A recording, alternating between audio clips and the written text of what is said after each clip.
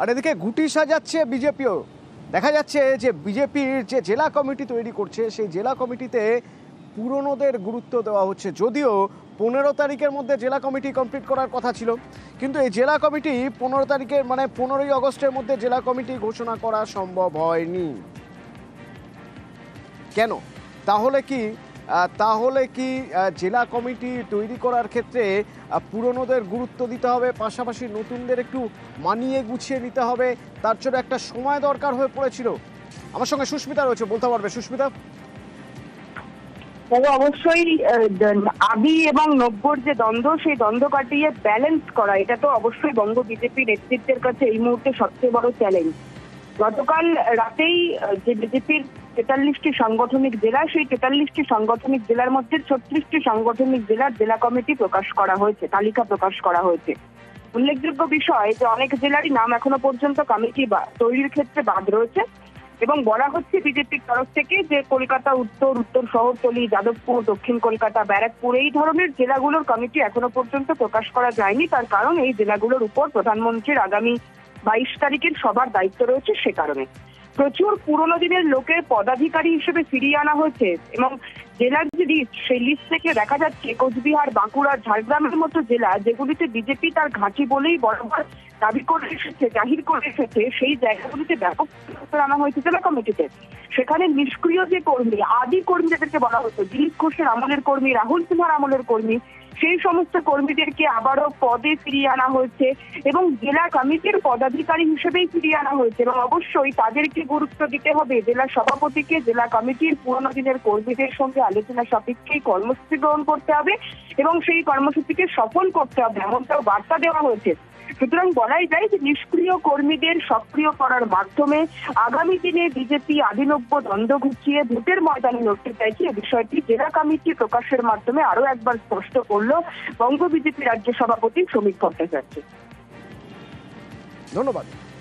Metro ধরে যারা নিয়মিত অফিসে যান তাদের আজ ভোগান্তি।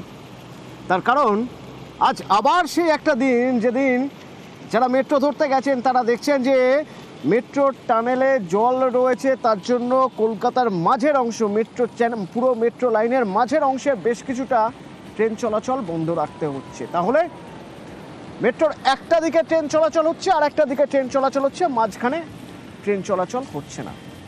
ঠিক কি পরিস্থিতি? আবির রয়েছে আমার সঙ্গে, সরাসরি একবার কথা বলবো। আবির, একটু ডিটেলে বোঝার চেষ্টা করব কোন জায়গায় জল জমে রয়েছে এবং তার জন্য কোন জায়গা থেকে কোন স্টেশন পর্যন্ত ট্রেন চলাচল করছে।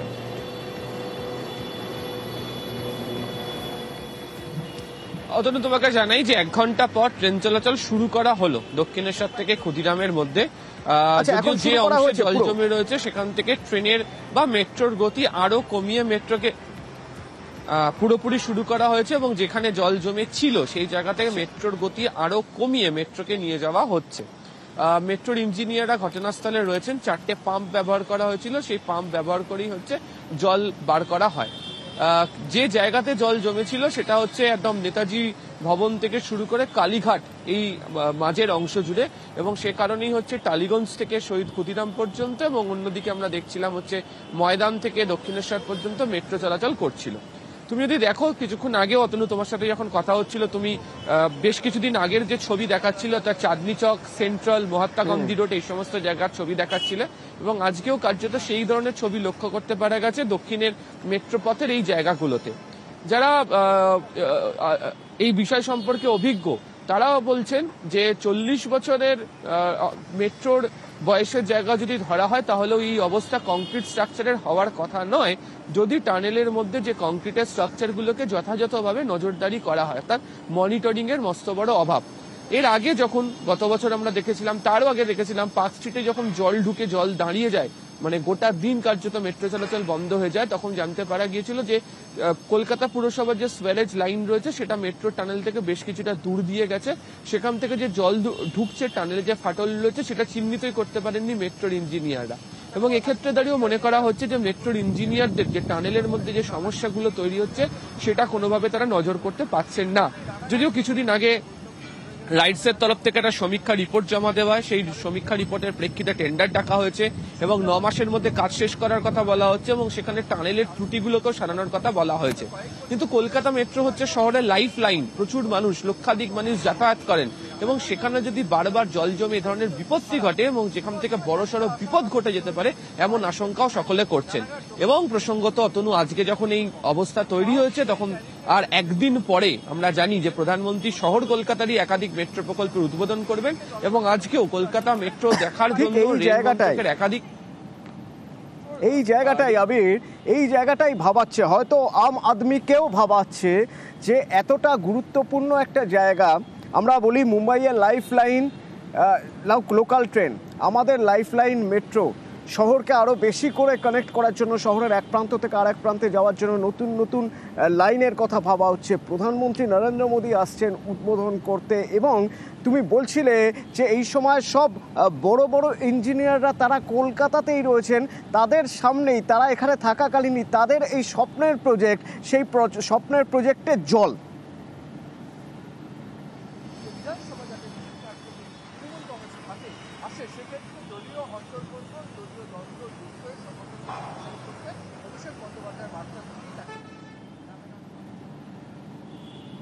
এবং এই স্বপ্নের প্রজেক্টের জল, এটার দায় তো মেট্রো কর্তৃপক্ষকেই নিতে হবে, মেট্রো কর্তৃপক্ষকেই এই দায় নিতে হবে যে বারবার এরকম, এটা প্রথম ঘটনা নয়, এটা বিক্ষিপ্ত ঘটনা নয়, এর আগেও একই কথা হয়েছে, তুমি বলছিলে 30শে জুনের কথা, তো এর দায় তো মেট্রো কর্তৃপক্ষকেই নিতে হবে, তাই তো?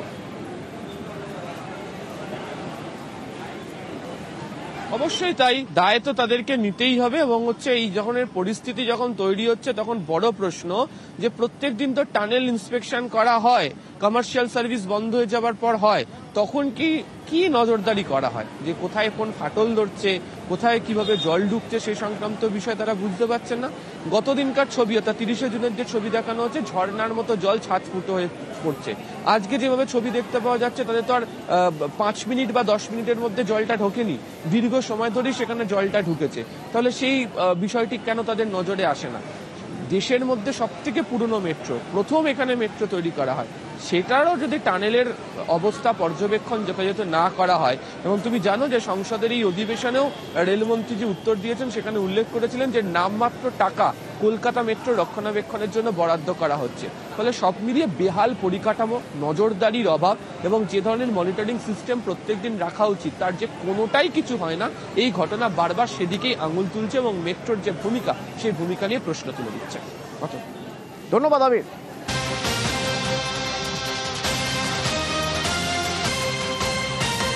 রাজ্য রাজনীতির খবরে নজর রাখা যাক এবার একটু। সাংগঠনিক বৈঠক, তৃণমূলের সাংগঠনিক বৈঠক কোথায় না রানাঘাটে কৃষ্ণনগর সাংগঠনিক জেলা নিয়ে বৈঠক।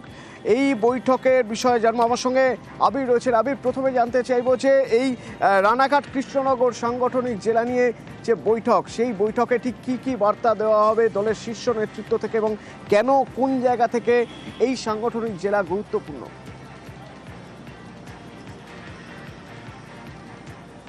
দেখো, নদিয়া জেলায় দুটো সাংগঠনিক জেলা রয়েছে তৃণমূলের, একটি রানাঘাট এবং কৃষ্ণনগর। দুই সাংগঠনিক জেলায় রাজনৈতিক চরিত্র ভিন্ন রকমের এবং লাগাতার কয়েক বছর ধরে দেখতে পাওয়া যাচ্ছে যে রানাঘাট সাংগঠনিক জেলাতে তৃণমূল কংগ্রেসের ফল খারাপ হচ্ছে।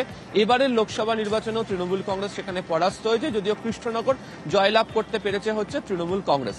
রানাঘাটের এই সাংগঠনিক ফল খারাপ হওয়ার পিছনে যে কারণগুলো চিহ্নিত হয়েছে তার মধ্যে প্রথম এবং প্রধান যে মতুয়া ভোট, সেখানে একটা এবং সেই জায়গাতে তাদেরকে বোঝানোর ক্ষেত্রে কোথাও গিয়ে একটা দূরত্ব বা সমস্যা তৈরি হয়েছে এবং নেতাদের, স্থানীয় নেতাদের যে ধরনের ভূমিকা নিয়ে সেই কাজটি করা উচিত তারা সেই কাজটি কি কোথাও করে উঠতে পারছেন না। দ্বিতীয় বিষয়টা হচ্ছে যে রানাঘাট নিয়ে বারবার ধরে যেটা অভিযোগ আসে, সেখানকার যারা নেতারা রয়েছেন তাদের নিজেদের মধ্যে প্রবল দ্বন্দ্ব, একে অপরের বিরুদ্ধে উচ্চারণ বারবার বিভিন্ন সময় ধরে করেন এবং তার প্রভাব নির্বাচনগুলোতে পরবর্তী সময় পড়ে। যদিও রানাঘাটের ক্ষেত্রে আমরা দেখেছিলাম যে লোকসভা নির্বাচনের পর এই জেলাতে দুটো প্রান্তে, কৃষ্ণনগর সাংগঠনিক জেলা এবং রানাঘাট সাংগঠনিক জেলাতে যে দুটো উপনির্বাচন হয়েছিল এবং 2021-এর বিধানসভা নির্বাচনের পর যে উপনির্বাচন হয়েছিল সেই আসনগুলোতে তৃণমূল কংগ্রেস জয়লাভ করেছিল।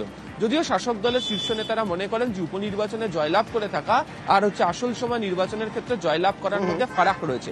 ফলে অবশ্যই ডানাকাটার ক্ষেত্রে এই মতুয়াদের মন বোঝার চেষ্টার ক্ষেত্রে কি ভূমিকা এবং এই দ্বন্দ্ব মেটানোর ক্ষেত্রে কি ভূমিকা নিতে হবে সেই সংক্রান্ত বার্তা দেওয়া হবে।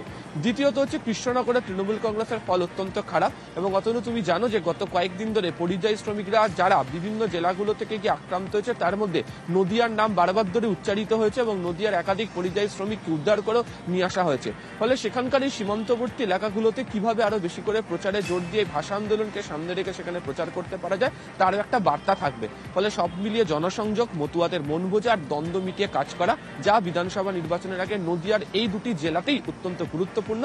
সেই কারণেই দুই সাংগঠনিক জেলার সাথে আজকে বৈঠক শুরু করেছেন অভিষেক বন্দ্যোপাধ্যায়, যা কিছুক্ষণ আগেই শুরু হয়ে গিয়েছে। অতনু, ধন্যবাদ আবির।